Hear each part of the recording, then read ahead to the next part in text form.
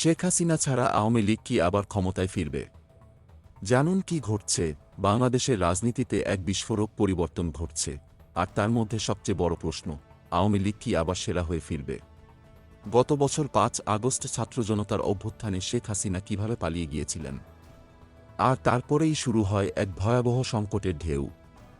সরকারের পতনের পর গুম, খুন, হত্যাকাণ্ড, শেখ হাসিনা এবং দলের শীর্ষ নেতাদের বিরুদ্ধে একাধিক মামলা। হাজার হাজার নেতাকর্মী আত্মগোপনে চলে গেছেন, কেউ কেউ দেশ ছেড়েছেন, আর বাকিরা কারাগারে বন্দী। কিন্তু এত কিছু ঘটেও আওয়ামী লীগ কি হারিয়ে যাবে, নাকি আবার উত্থান ঘটাবে? দলটির শীর্ষ নেতারা কি নিজেদের পুনর্গঠনের চেষ্টা চালিয়ে যাচ্ছেন? তবে বড় প্রশ্ন, নেতৃত্ব সংকট। দলের অধিকাংশ নেতা এখন বিদেশে, আর যারা আছেন তারা একদম অন্ধকারে। রাজনৈতিক মাঠে কোনো কার্যক্রম নেই।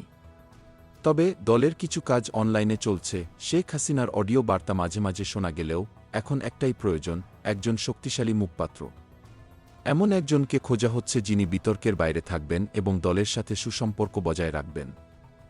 তবে বড় প্রশ্ন, শেখ হাসিনার অনুপস্থিতিতে আওয়ামী লীগ কি আদৌ ক্ষমতায় ফিরবে? জানুয়ারিতে হরতাল ও অবরোধের মতো কর্মসূচি ঘোষণা করা হলেও মাঠে কোনো সাড়া দেখা যায়নি।